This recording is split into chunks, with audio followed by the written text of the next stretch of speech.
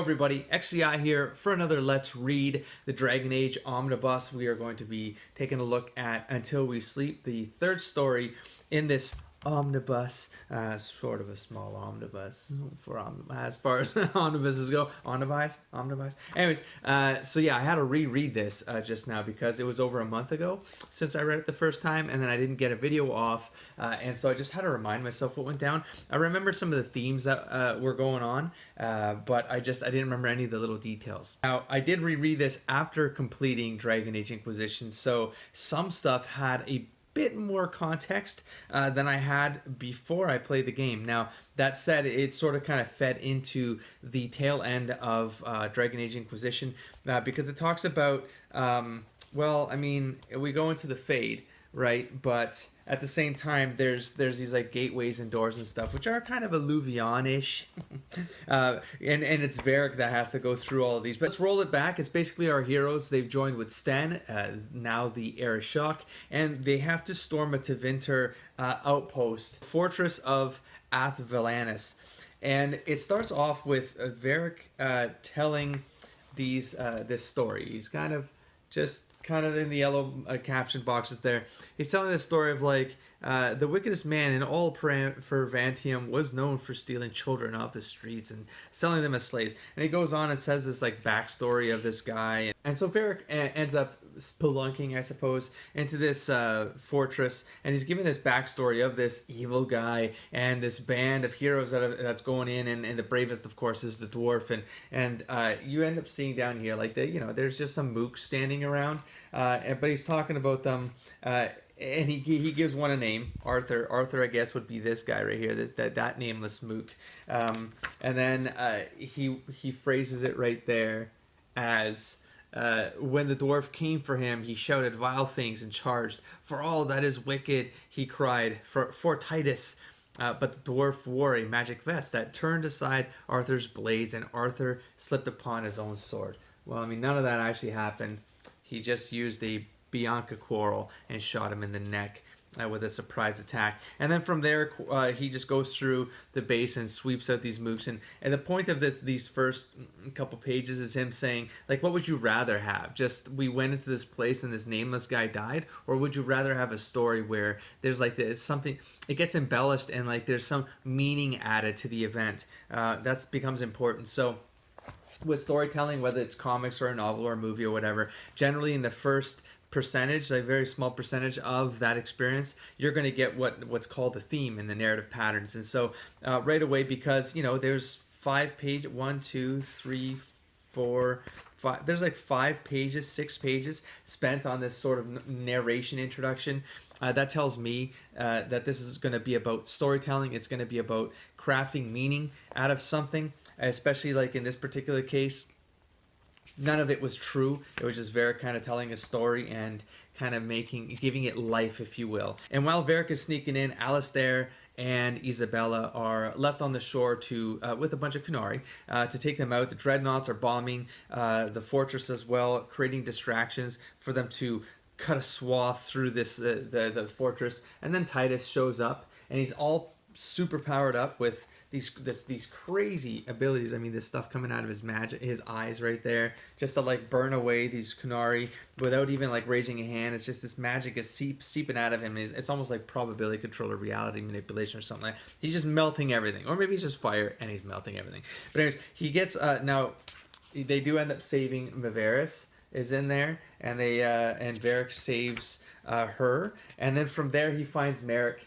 And he finds this thing called, I forget the name of it right now, but I'm sure it'll show up. But it's this device that is basically collecting his blood and empowering the Titus with the magic. And the point of the device being that Titus wants to restore the Tevinter Imperium. So, and there's a tie back into dreamers and how dreamers can manipulate the minds of sleepers, and I guess this is kind of validated with the end of the game. Spoilers, by the way. But the idea of like in the Crossroads or in the prehistory, that it was possible to literally think up things and they would materialize. You'd create things with your thoughts. Now, of course, Varric does what Varric does. He's like, that thing is evil, pure evil, and he shoots at it. Now that does disrupt Titus. He loses control of his powers for a while, and Varric gets pulled into the Fade, or something akin to the Fade, maybe something a little bit more like the Crossroads mixed with the Fade. I think it's like the Fade, but it's a little bit more than that. There's like a cute scene there. He wakes up, Bianca enters the room. He kind of remembers the relationship he had with her and that it didn't work out, and that's kind of how he snaps out of it. And he realizes he's in a dream, but I mean, dwarves can't really dream. They don't really have the concept of that. So I found this interesting because they always say that in the lore, but in Origins, you can be a dwarf that goes to the Fade. It's just it's constantly like going against itself, going against its own lore, and maybe that's why Varric was able to snap out of it and then enter what is, for all intents and purposes, the Fade or the Crossroads. Don't know. It sort of doesn't. It's not explicit. We can all presume it's the Fade, but again, because I've played the game now and I've seen the Crossroads and I know how that stuff functions, especially when we're talking about how the Dreamers come into play, which is an element of this particular story, because Titus wants to get that level of power that existed back in the old days of the Dreamers, the Elven Dreamers, where they could manifest things, create things around them, and it be more solid, like make ideas real. From there, Varric finds Maveris, snaps her out of the dream, and then from there he steps in through another portal. He gets to Isabella, who looks like she's living through a life of a scenario of she was actually indoctrinated into the Coon, and so she's kind of fighting as a Coon warrior here, and she has to snap out of that. She eventually does, and then they have an encounter with Titus, and so you get a cool little sequence here, because it's just these like bubbles here, and there's no actual tail to them, which is like, is this just a floating voice that's narrating to us? Like, who's talking right now? Is this Titus? And it's probably Titus. So it says, imagine it. Mages sculpting dreams sculpting reality. I talk about this in the Let's Play, where it's that cyclical idea of the Fade is a manifestation of ideas, but then people who sleep go to the Fade, they experience these ideas, and then they go back to the real world with those ideas, and they manifest those ideas as reality. It becomes creativity. Creativity then outputs stuff that in solid form, or behavior. They change culture, society, right?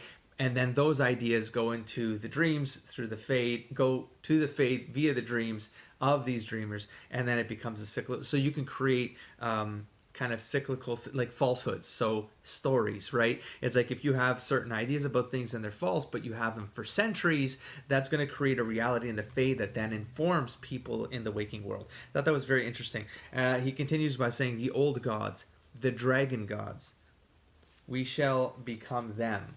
And so that's Titus basically saying there's a way to tap into this power, and it's using this dragon blood that is in Merrick, that is in Alistair, using that dragon blood in order to, I guess, like superpowered blood magic in order to tap into those old magics and be able to attain godhood. So from there, they go through another portal. They find Alistair, and Alistair, of course, is happy Alistair. Why is he happy? Well, because he's been reunited. He's living this life of his father's always been king, and his brother's still alive. His brother Kalen is still alive, and so he doesn't have to be king. He doesn't have to carry that responsibility. He never wanted it. He doesn't want it now, and he doesn't want it later. And so Varric gets him to snap out of that by repeating the reasons why he's here. I'm tired of being a pawn, Varric. I'm going to find Aurelian Titus, and I'm going to kill him. I'm going to find Merrick, and then I'm going to go home to be king. These are your words, blah, blah, blah, blah. And then he turns to King Merrick and says, isn't that right, Merrick? Basically, Varric has already figured out that Merrick knows he's also in this dream. It's not just a manifestation of Alistair. It's that this is the sleeping Merrick that Varric had seen. So Merrick knows that he's out there, that he's in this coma state. And so this is actually Merrick in this Fade reality, and they all come to terms with the fact that they gotta unite and they gotta go take this fight to Titus, and as soon as you know where you're trying to get to, you're going to be able to get there. Now there's this cool scene where there's this like Black Tower or Black City, however you want to Tevinter-esque architecture, bunch of dragons flying around, right? But are they real dragons? They do kind of go into the idea of that whole manifestation of a reality, and that Titus is creating this. So these are theoretically creations of Titus's mind, and again trying to take that power, that extra power, and tap into what the dreamers used to do, and then he's manifesting this kind of demi-plane-esque thing, and he wants to bring this to the world and for the power of Tevinter, and then conquer all of the kind of the non-magical people, because magic is the top of the line in Tevinter. They're the ones who deserve everything. And so another cool line here is that when they finally get the one up on him, they're coming in to take out Titus. Down there, he says, you should have run. There are void places. Void is a keyword that I've been talking about lately, because I'm trying to kind of work out the cosmology and the words that are being used for things. And then he goes on to say, gaps between dreams. There, you might have lived. So basically, Titus saying that you could exist in this place, whether this is the fate or the crossroads or a mix or some creation, some demi-plane creation of Titus, but that there are places between dreams, void places where you can hide. So it's where the fade doesn't touch, minds don't touch. It's the beyond, right? And it's just kind of, it's very short, but super important.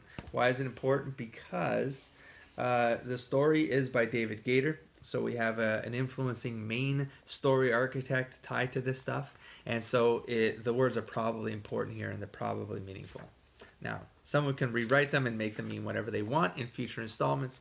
But I did take away something important there. Titus is, of course, using these crazy magical powers to get the one up. But then Merrick comes around. He makes Titus realize, wait a minute, that blood magic you're using, it's not your blood, it's mine. So I'm in control here, and the fight ends pretty damn quickly as soon as that decision is made. And then we bring it back around, and so the way that patterns work is when you get your theme up front, a good storyteller will then have some sort of mirror idea, or they'll close off that theme in the tail end. And when it's all said and done, Alistair turns to Merrick and says, you can come back now. You can have a life. We can get you out of this. Maveris is even trying to, she thinks like there might be magics that can restore him, but it's going to be pretty tricky. Varric says like he did not look good. It doesn't look good. But then Merrick just says, if it's what you want, then I can try. But by the time they get back and Alistair sees the state his father's in, and it really does look bleak. He realizes what he has to do, and a cool little exchange here from Varric in the final panel before Alistair has to make the final decision to kind of end this. He says, it's a terrible thing to live as part of someone else's story. You need to finish this, or the story will never end.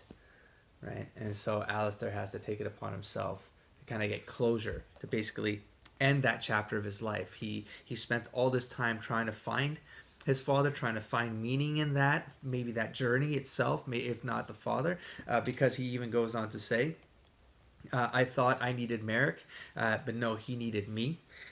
So it's that idea of, he got some closure. It's just like him not having closure was probably what was holding him back. Now, is he a happy king when he returns? I don't know. You take a look at that picture and you let me know if that looks like a happy king to you. And everything just goes back to normal, and Varric does his caption monologue thing. So again, it closes it off kind of like a story, and it's the Varric way. Varric thinks in story, he talks in story. And in that wrap-up, he says, we all go through our entire lives not knowing, wondering, trying, until we sleep, which is the name of the story. Until we sleep. So I don't know what he means about we don't know. We go trying until we sleep, because I guess in sleep we find truth. In the fade we find truth. And that is how this entire omnibus closes. So I do feel like there is maybe, it does feel like that was sort of intentional, that because it seems weird, right? Thinking of it as like the fade being this place where you go and everything's sort of all over the place. It's chaos. It's just thoughts, and none of it is real. It's just our stories, our interpretations of things we experience while we're awake. And so how can the dream be more real than the real world? And I think there's a sort of nudge going on with these tales, and especially if you finish the entire trilogy, which I just did. So I have like all this extra context, but it's the idea that maybe for truth to be uncovered, you kind of have to go to sleep. Like this, in your sleep is where the truth exists. And spoilers, it's sort of true, because the further back in history you go, you find out that there was time of Arlathan, the idea that they could manifest things and that could take shape, but everything was more morphic. It was just, that was just part of living. It was intrinsic to their reality at the time, before the veil kicks off and then sort of separates those two things.